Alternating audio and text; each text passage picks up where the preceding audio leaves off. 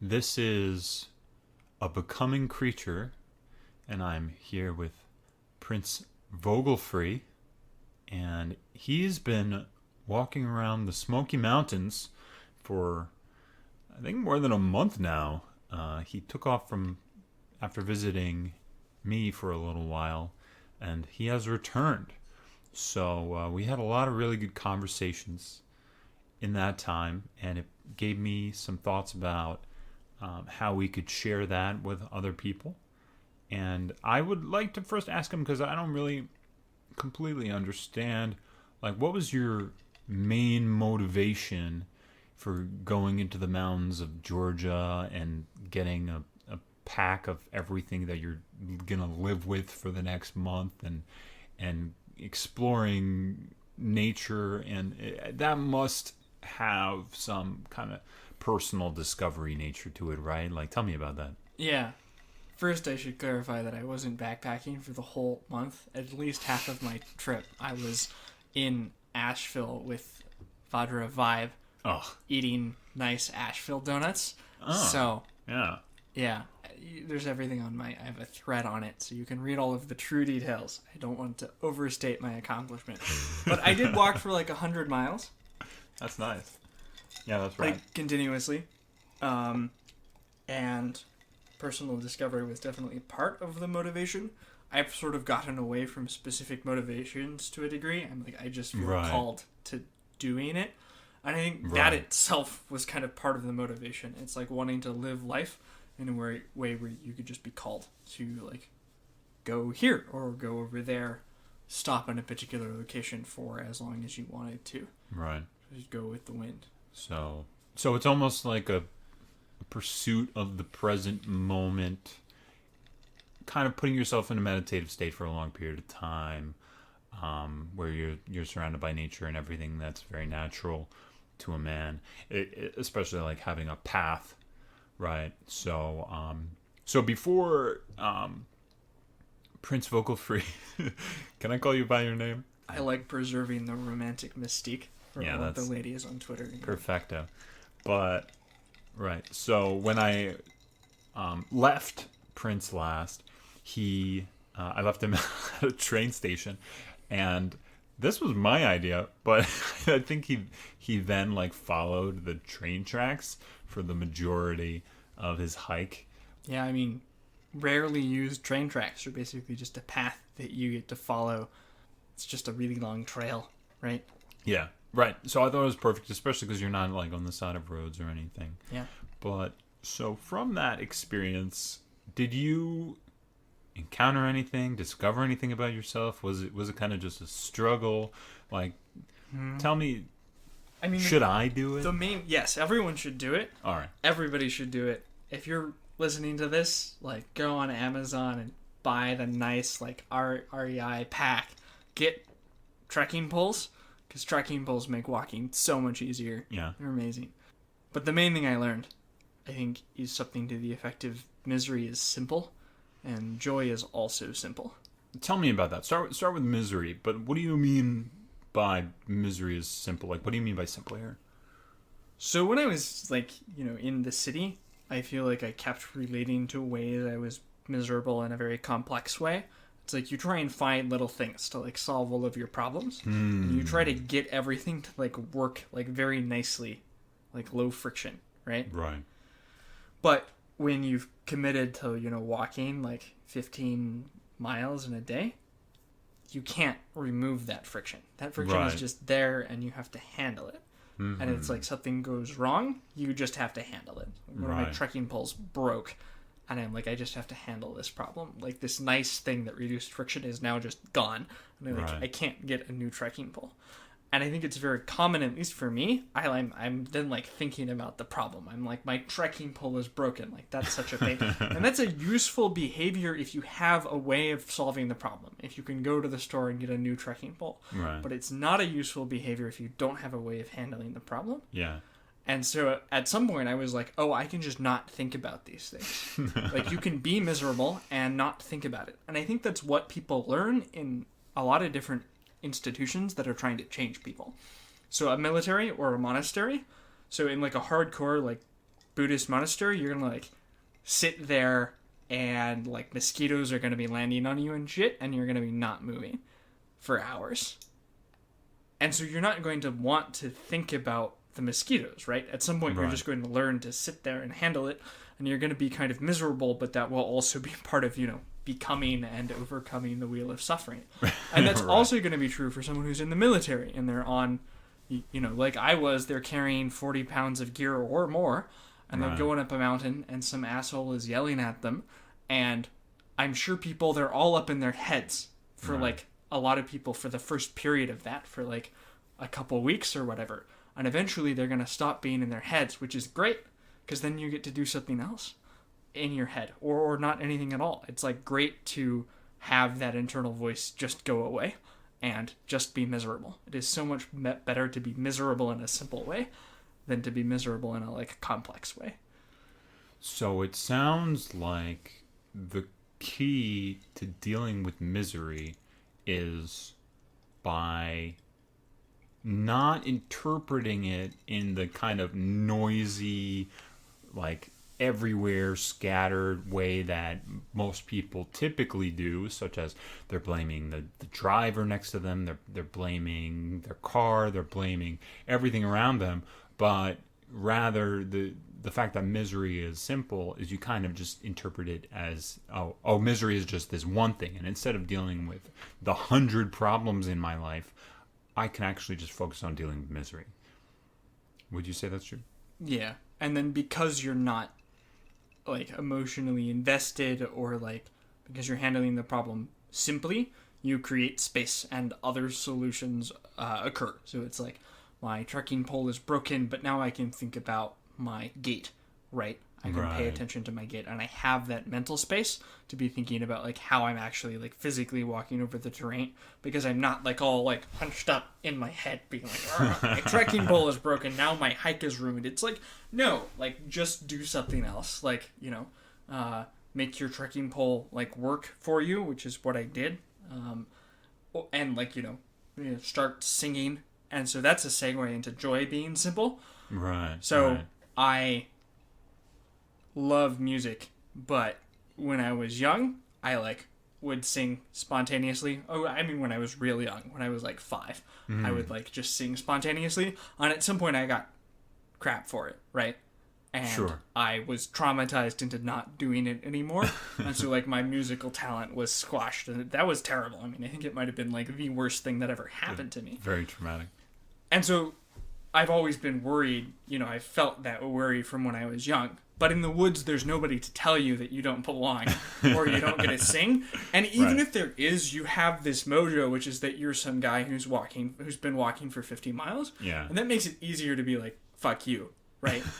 And so you just get to stroll down the trail, like belting your heart out. Right.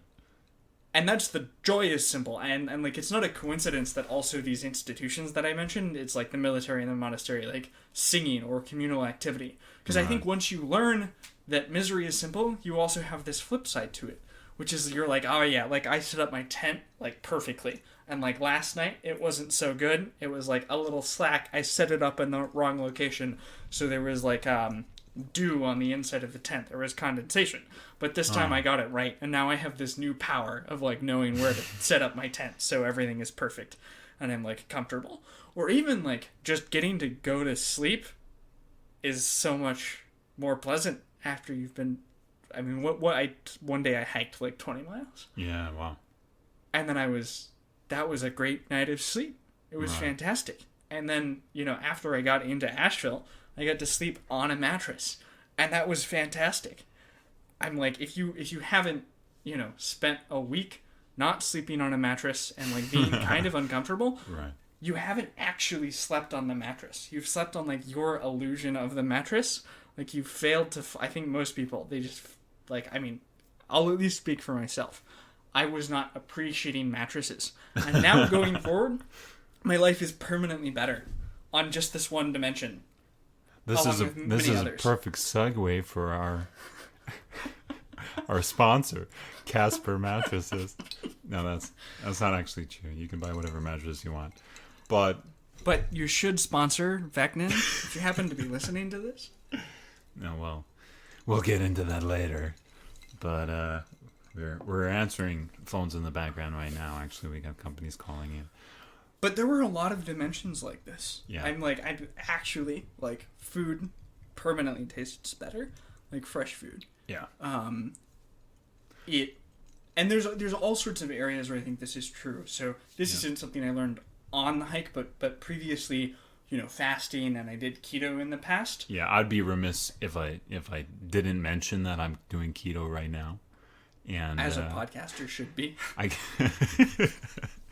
can tell you that the idea of certain foods really gets me randy. So, yeah, that's something I'm looking forward to. I've already got a list in my head, very long list of the way I'm going to celebrate when I get off this freaking train, man. Anyway, so I've done a bunch of like 24-hour fasts, yeah, and a smaller number of like 48-hour fasts. Uh-huh. And because I had that ability, it was easy to just like not really eat on the hike all that much, which was convenient because I only had all of these trail bars that you had given me. And they were fine, but it wasn't like I wanted to eat 4 of them in a day. Right. I get you. But because of this fasting experience, it was easy. Just be like, my stomach is empty, and that's fine. That is a simple misery that I'm going to accept. Right. But then you also get this joy, which is that. So I wasn't in the middle of the wilderness. I was like, I was in the woods most of the time, or walking past farms. But I would get into these nice little small Georgian towns every once in a while, where all of the buildings are brick.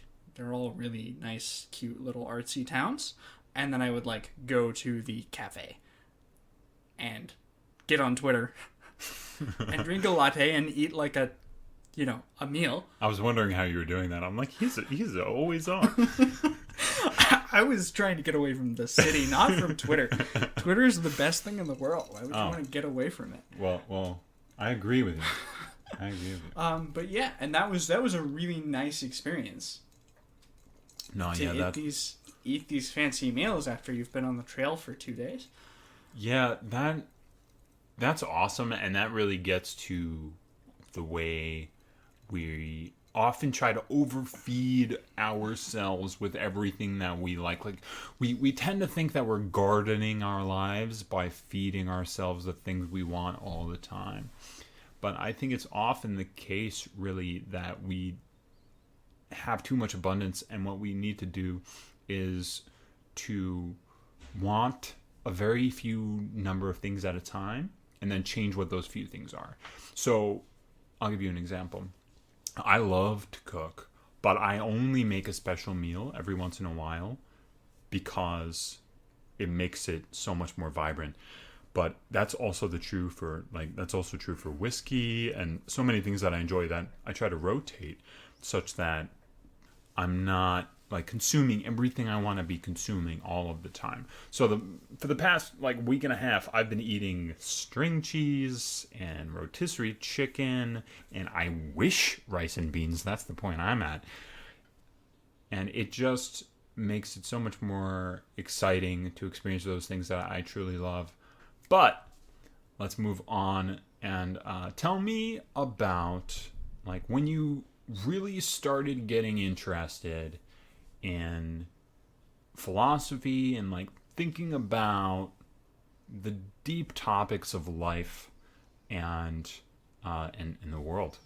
So I was raised thinking about theology, basically. Mm-hmm. My dad was a pastor, and I have this really early memory of my dad talking to my oldest brother about like the spatial nature of God and God fitting into boxes if you wanted to, like this kind of thing. Sure. But I also like this very like Protestant idea that like you get to interpret the scriptures. Did you have a denomination? We were EV free. It was conservative, like evangelical, but not associated with like a particular denomination beyond that. Sure. Sure. And so there was this idea that you interpreted the scriptures, you read the scriptures yourself, and that was like a source of power, or like doing the right thing with your life. So I tried like really hard to understand the Bible when I was a kid. I would like go to like the adult Sunday school class, and I would try and be smart about it, and I was smart about it. Yeah. But that was also a formative experience of like seeing adults interact with. I taught that class. But then that sort of over time that turned into these like harder and harder questions that the adults like stopped being able to answer in a convincing way. So I started to wonder about like the perspective of other faiths, and I was like, okay, so what's going on with the other faiths is that they're being deceived by a demon, and that's where their religious experiences are coming from. But then I have to like figure out if that's true for myself, and I also like started delving into this questioning because my family was conservative, and I was in this, evangelical and Republican environment. And I started realizing that these ideas do not fit together very well at all. I've heard a lot of people attempt to justify it, and I've just never, I'm like, no, like, Jesus is telling the Jews to cooperate with their oppressors, the Romans, very directly. That's not a very American, gun-toting, freedom desiring like ethos at all. Yeah. And I really believe that those things do clash to a very strong degree. So I would ask people these questions about like, when do you get to rebel against your government? Like, when do you stop rendering unto Caesar's what is Caesar's? Yeah. And I started having two things started really feeding into this crisis of faith. One was that I really, really loved the Founding Fathers. They were just the coolest thing ever. Oh, yeah. They are the coolest thing ever. They're still the coolest thing ever. And they're fucking nuts. They clashed like with like my image of what a good Christian should be like. Yeah. I'm like, I mean, they slept with a lot of women, Yeah, Benjamin Franklin in particular, but also the others. They were deists. They were deists. They were embodying the Roman spirit of virtue. It's like they're protecting their own. Right. They're fighting for their liberty and they for were their almost rights. like Roman. I mean, they were trying to be Roman. Yeah. They like looked at Rome and they were like, that shit is awesome. We're going to do that again and put Latin on our motto and the Roman eagle and the Roman pillars that are all over DC, Roman law, the Republic. I mean, they were very consciously trying to embody that spirit. There's a lot to delve in here. So you were in this religion, this evangelical religion, and what happened next? Like, what changed? So I was sitting there, I was 14 or so, into 15, and I was obsessing about the goodness of the Founding Fathers in relation to the Bible, and then I also started studying biology, and in particular evolution. And I, like Vectin, was raised to believe in the full and literal truth of Scripture. Yeah. 7-day creation, the whole bit. And I started to realize evolution was true, sort of simultaneous to being convicted in my spirit that the Founding Fathers were good and in clash with a literal interpretation of the biblical scriptures. So there was this convergence of this epistemic crisis with this moral crisis. Of I just like could not find it in my heart to say that the Founding Fathers were bad or that they were fully in tune with Scripture. Like I couldn't affirm either of those things. Very interesting approach to this. Yeah. Yeah, I mean, I just found these two things were happening convergently, and they both pointed in the same direction. So eventually, I read this book, Childhood's End, which I think is by Arthur C. Clarke. And the book involves the existential fate of all of humanity in a way that doesn't really reference God. And I realized that night, finishing reading that book, that was what I was ultimately concerned about, more so than what I conceived of as God at the time. And particularly, there's this moment in the book, which is not really a spoiler. So in the book, this is the plot setting for the book. Aliens show up, and they're going to uplift the human race over time. They're going to improve very kind of them. Their cultural opinions. And one of the things that happens where they're trying to help the humans understand what is really going on is they give them this device that lets them look backwards in time. So it's you want to look at what Jesus was doing in 30 BC, 30 AD or whatever. Sure. And you can do that. And I ran the simulation in my mind of given what I've been thinking about, do I really expect that if I had that machine in front of me, would I see Jesus do actual miracles? And at the time, I was like, no, I wouldn't really expect that. Interesting. And so that opened the floodgates. And when I say opened the floodgates, I mean I had, like, my belief system collapse that night. You started looking at everything differently. Very, very much so. Jordan Peterson talks about how your ideology falls apart and you're, like, dropped into the darkness of chaos. Yeah. And people are afraid of being dropped into the darkness of chaos. And this is why they push back so much when you give them information that contradicts your ideology, because it's terrifying. And I'm here to bring the first-hand report. It's like, yeah, it's terrifying. Every part of my life was like, I planned on it going through the church. It was like, romantic future, it's like, marry a girl who's, like, part of the church and have kids. Career future, it was like, either become a pastor or a missionary or do politics, all of which would have routed through, like, church connections, basically. Yeah. Family future, it was like the whole thing. There was no part of my life that was independent from church. I was homeschooled, so it wasn't even like there was, like, this other school thing I could do. It was just everything in my social life had always been routed through the church and my plans for the future. And then there was nothing. And it felt like being dropped into a dark abyss. And when I say felt like, I mean I was practically catatonic in my bed. There's, like, a hole there. Yeah. Crying and having internal visions of my idea of God, which I don't think is accurate these days, but my idea of God being sacrificed on the altar of truth. And it was like, as he was sacrificed, I was having an actual visual hallucination of there being, like, blue flames coming out of the sacrifice. Holy cow. And then I got up from this state after a few hours. It must have been like 2 a.m. or something. Yeah. And I walked around these, like, tall Kentucky trees, and they were all covered in this beautiful faint blue light that was the light of the discoverability of truth, because I did feel empowered on this one particular dimension. Your deconversion was way more symbolic than mine. Which is that I had figured out, like, a deep existential truth about the universe, which was the reality of evolution. I had done it on my own, essentially. Like, no one had pointed it out to me. Yeah. So I was like, I don't have almost anything else. I have two things.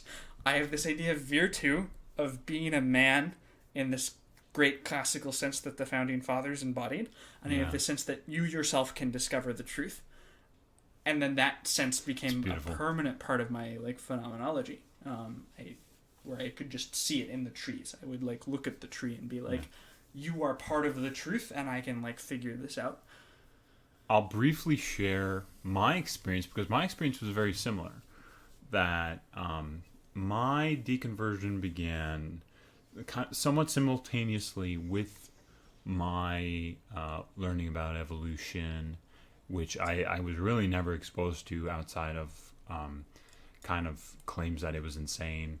But after I learned a lot more about it, and the hip bones in whales, and the history of mankind in the fossil structure, and all those kinds of things, I began to have questions. And I also, a big crack in what I would call my faith was the discovery that so many things that I called the soul had a very direct chemical explanation of epinephrine and serotonin and oxytocin and all these different neurotransmitters that were producing my experience, and that we were able to tie memories to certain specific areas of the brain, and the physicality with which I was able to describe my experience it just slowly eroded my image of what God was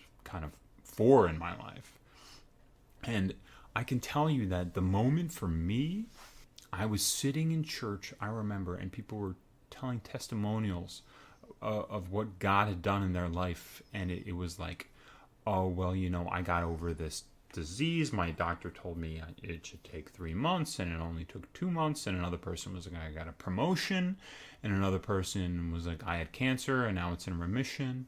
And suddenly out of nowhere, it was like somebody spoke to me, and it was just like, people are not saved by God, they're saved by their faith. That these people, they're probably better off for believing in God, but it's not God that's doing any of the saving. It's the faith itself. It's the belief. It's the optimism. And as soon as that idea struck me, kind of everything faded away from my eyes, and I was able to see that one explanation, that anything that I could attribute to God's power was actually due to people's belief in God. That structure of the world was so clear, but there was also this hole, this void, because suddenly I was no longer immortal. Like, in that moment, I was like, oh shit, I'm gonna die. Like, the existential crisis came crashing in on me like a wave, and I became angry, and it was so difficult for me to kind of try to square, like, what life had been for my entire life versus the way life must, for as I saw it, must be. And so that was a great struggle for me, and it took me years to kind of get to the other side, where now I look to Christianity, and I have to say that I see it more like Alexander Solzhenitsyn or Jordan Peterson, and but you have to look at like the deeper meaning of the things that inform us in our life, and I kind of find it warming and invigorating, the fact that like those years of my life when I was a child were not wasted. But now I can look back at the scripture, and I can look back at that and say all of that communicated something that was important to me about mankind.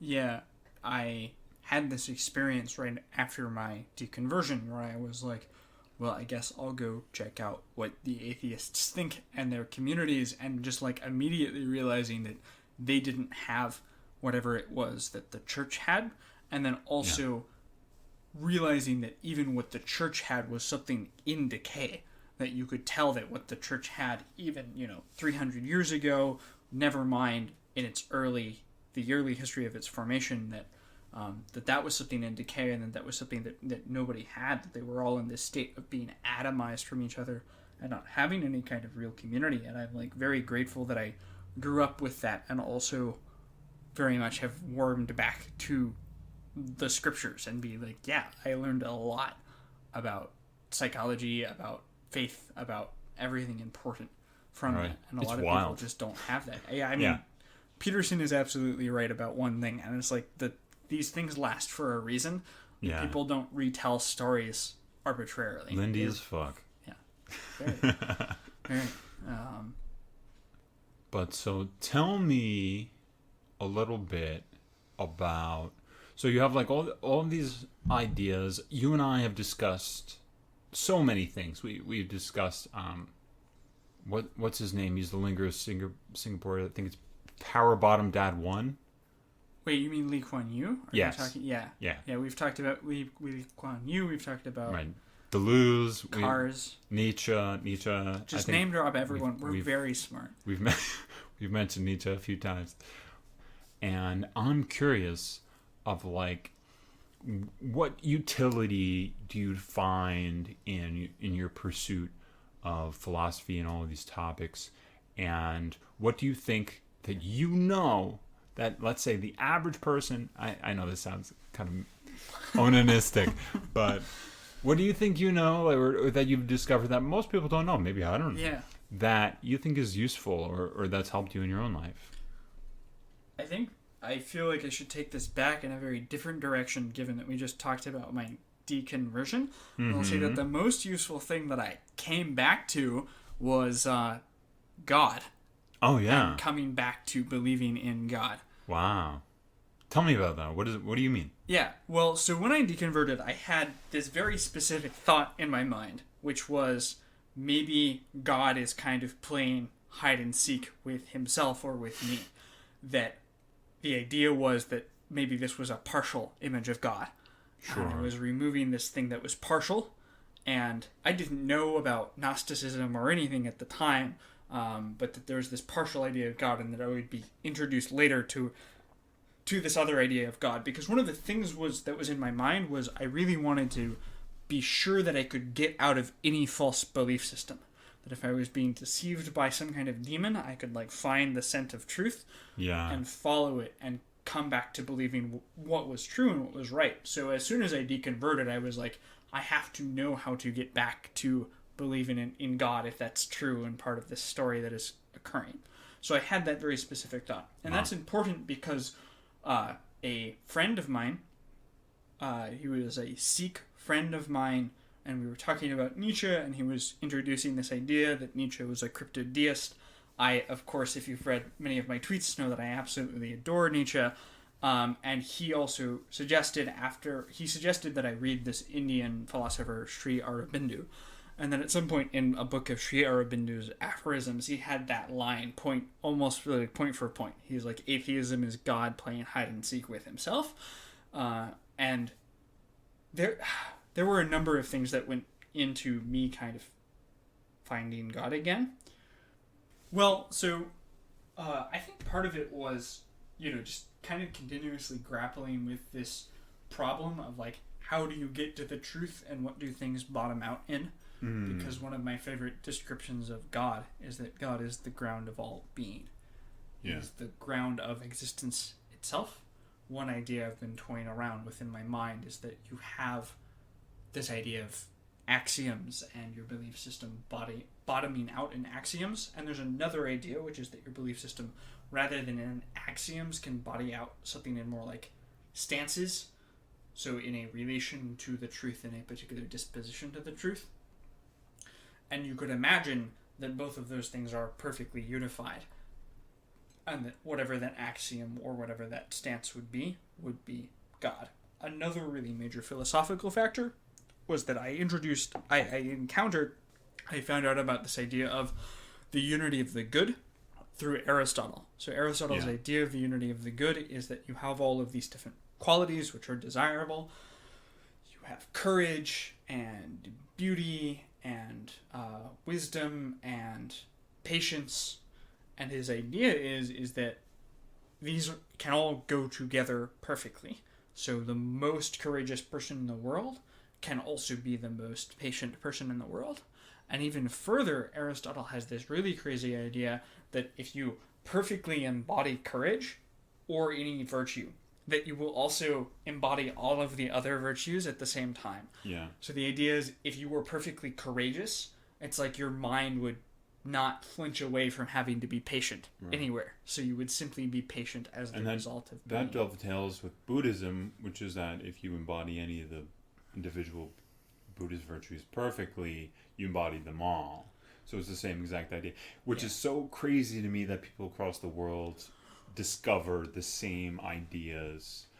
That's why I think philosophy is globally important, and it's getting at something true about humanity, that we're kind of working this backwards. And that's kind of why I'm trying to get at the question of what we find useful and what we find valuable in our own experiences, because I feel like if I find one thing that I can execute in my life that really improves it, say 10%, then there's gotta be some huge number of people out there that actually have not even tried that out yet. And I can say for myself, a few of the things that are create incredible value is meditation. I feel like pretty much nobody ever wants to meditate, but it's super valuable. If I don't meditate, my whole life is worse. And practicing acceptance and forgiveness and these kind of vague ideas of just approaching the world from a certain kind of frame. So I know you do a lot of work in this area. You had that thread about princely work. What would you say you've you practice on the regular that you think everybody should, or that you think is really deeply valuable for you? Yeah. The first thing I'll say is that when it comes to introspection and figuring out your own internal psychology, the number one thing to do is to focusing the audiobook by Eugene Gendlin. That's just the best introduction to introspection that exists. Yeah, I read it. Yeah. It's only like an hour and a half long. You have no excuse not to listen to it. Yeah. It's also really, like, doing the focusing is really fun. Like, I don't know why. Yeah, it's like great. a game. It's like a game, but it's a game where you can kind of discover the answers to your life. It's really cool. You should do it. I'm hearing in some number of listeners right now that there's hesitation. Remove the hesitation. Just do it. All right, now that we've shilled for that book enough, the other thing I will say is prayer. So meditation is great. People talk about meditation. I've had some hesitancy with prayer. Like I feel I agree that prayer is good, but I think the deconversion in me has really made, like, I just have this block. Like, it's difficult for me to ask the universe for things. Well, it's probably because you don't want to submit yourself to the will of an all-powerful God or something like that. Yeah, you're probably right. Yeah. Yeah, I mean, I think that, so love can be really scary. To tie this in a little with the other episode that's about to drop somewhere. Go on. Love can be scary. You're like, am I going to be swept away by this thing? Am I going to be hurt by this thing?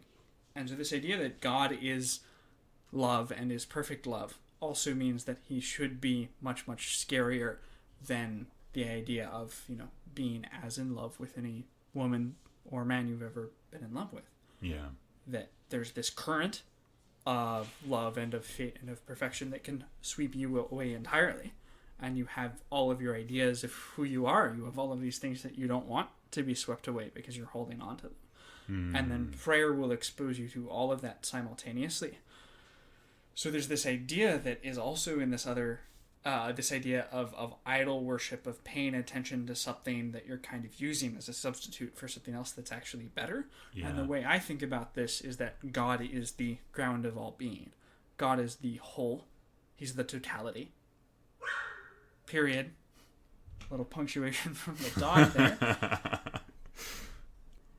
And if God is the totality, then you have this problem. I mean, you have this problem no matter what your worldview is, which is that if you only pay attention to the part, and you need to be paying attention to the whole, if you confuse the part with the whole, you're going to destroy yourself. You're going to miss the point of what is going on. So, to take a partial context, you have pornography, and then you have actual romance. Pornography is this image. It's like a part of the thing, a hollow part of the thing, and you confuse them, or you want to substitute one with the other, and then you blow that idea up to the grandest possible scale, where it's like you have only one thing that is truly whole, only one thing that is truly one, the number one, absolute quality, top of the chain. Right. There's one thing that is the totality, which is the beginning and the end of all things. Right. And if you confuse anything else with that, you're just going to become more and more confused about the world over time. Absolutely. You can idolize a true God by putting your idea of what God is or should be. So it's hubris and it's idolatry in order to, let's say the Christian God is real, to say, I have a perfect understanding of what the Christian God is. That's idolatry. That's all idolatry. And people often idolize themselves in this way by trusting their own intuition too much, or trusting their own ideas too much, by in every moment saying, I know the way the world is, and fighting along those lines. That to me is idolatry. So for me, the religious way, or the Christian way, or really what I would say is the not confused way, the correct way, is the approach where you just say, I don't know the way any of this is. I'm just going to navigate it to the best of my ability, and because I don't know, I'm willing to hear you out to see what you think so that I can improve my own opinion. But I'm just traveling through this world doing the best I can. Like, for me, that's humility. But the hubris is saying, I actually know exactly what you're saying, and it's wrong, and here's my take. And I feel like that is the poison that you encounter on Twitter. It's the poison that you encounter in the world, and it's the poison that gave me a distaste for evangelicals, because evangelicals in my time told me this is the way the world is, and my immediate response would always be like, who do you think you are? Yeah, I mean, I do worry about the opposite failure mode.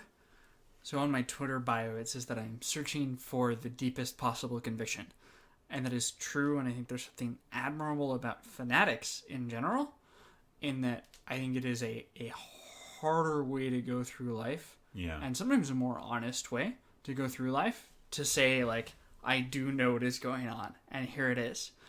And I think there's a real danger of a fanaticism of humility, where you're like, oh, well, I don't know.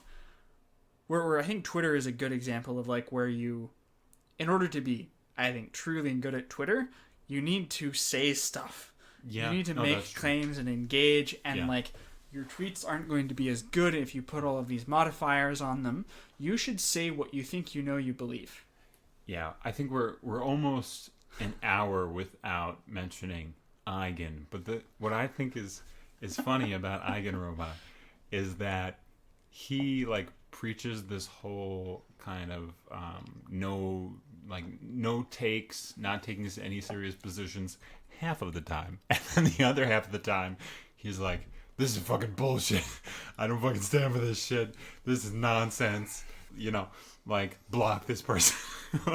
Like, there's that total schism, and I think that's correct. Like, I think he's correct to do that. I don't think it's hypocritical at all, because I think that a person needs to come from the basis of humility, being like, I don't know what I'm talking about. Like, that has to be where you start.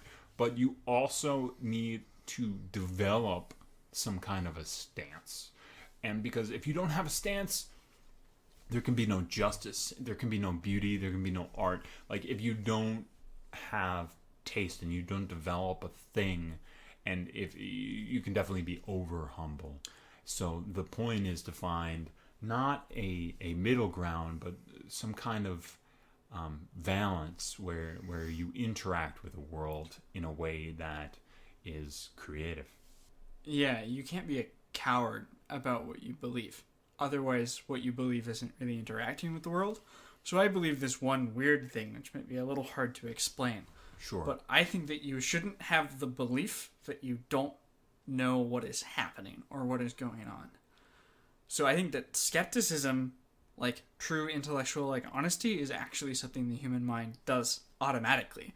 A lot of people will tell you that you're like, you're full of all of these inherent self-deceiving tendencies, you're biased, like, etc., etc. I think all of that is layers built around the actual truth-pursuing function of the human mind. Yeah. That you're sort of by default rawly in contact with reality. And I think that the actual right way of, like, being skeptical isn't try to force this belief on yourself that, like, I don't know what is going on, but to actually just live out what you believe. To be convicted, to become who you already are, in a sense. Yeah. And then a lot of people, the real danger is that through false humility or through arrogance or through all kinds of things, that they've built up layers between their actual belief system and the world. And it's like the layers are what will kill you. I've thought about this. Like, we want to insulate ourselves from life because it gives us a little bit of space or tranquility or breathing room. But I've also questioned whether, the dangers of dissociation and how, like, those two things are kind of in tension. And it seems like the solution is to collapse the insulation to the degree that things are always in play. And so you need to keep enough room and enough separation for the dance, right? So if you're in a dance, if you're too close to everybody else, you don't have the freedom of movement. You don't have the freedom to improvise. But also, if you're in a lonely room, it's not really much of a dance if you're not doing it with other people. So it's about finding that perfect balance. And I think that's really where a lot of the beauty comes into play, is where we're interacting with others. And I think things are at their best when everything is a collaboration. I do very much agree. But one thing I would stress whenever we're talking about anything that is dynamic, Yeah. you can move a long ways away and still be collaborating. So I think there's this sense in which, particularly in Western civilization and talking about Western philosophers, that solitude is part of the dance. That you can actually move further away from society in order to gain clarity about it, in order to not experience its pressures, to, go for a really, really long walk, in order to be able to bring something back, in order to have those moments of clarity or those moments of reprieve that let you develop as a philosopher. So I've read a lot about martial arts in the context of Zen, and I've practiced a fair amount of martial arts. Jiu-jitsu is pretty fascinating in that context. And there's like this thing of like, it's like you don't want to be stuck in a mentality of moving just forward. You don't want to be stuck in a mentality of just moving backwards. And if you practice with people or you pay attention to yourself, you'll see that in combat you're stuck in these different mentalities. Yeah. It's like you always flinch when the sword is approaching, rather than, say, just blocking, just moving out of the way, doing something truly straightforward. You have all of these complex ways of relating to the misery and to the joy of combat, or to just practicing the combat well, right? Yeah. That are stopping you from being truly dynamic. But when people are truly dynamic, in dance, as well as in anything else, they can get very far away without the interaction really ending, and they can get really close without feeling like their freedom of movement is constrained. And for me, this ties in with what I talked about earlier of the unity of the good. Because if you're truly as dynamic as possible, then you can embody these different extremes of behavior, of emotion, of reality, where you're not just stuck in the middle. It's like you can be as angry as you need to be. You can be as in love as you need to be. And I think I think that the layers in people's minds stops them from embodying those extremes that would otherwise come to them naturally. I think you are describing the kind of negotiation and the improvisation that we need to practice in life in a really beautiful way, and because there's an expression of beauty in our movements, and it is through that expression that we really cultivate love and meaning. And I think that's probably the perfect place to end there, because most important point is how we travel through the world. So thank you, PrinceVogel, for this wonderful conversation. Okay. All right. That's Maybe we shouldn't actually admit that. I feel like I should tie it in with what I think is beautiful. Thanks for joining us tonight. And I hope everyone has a good one. Oh no. This has been A Becoming Creature. This is Nick and PrinceVogel. I had a lot of fun recording this first episode. It's been quite the learning experience. You can find my wonderful guest, Prince, on Twitter at PrinceVogel, Vogel. You can always find me on Twitter at Becoming Critter, Critter. I'd love to hear from you, so feel free to send me a message and tell me how I'm doing. If you're interested in future episodes, you can subscribe to my Substack, becomingcreature.substack.com, where you'll also find some show notes and comments about this episode. Thank you for listening.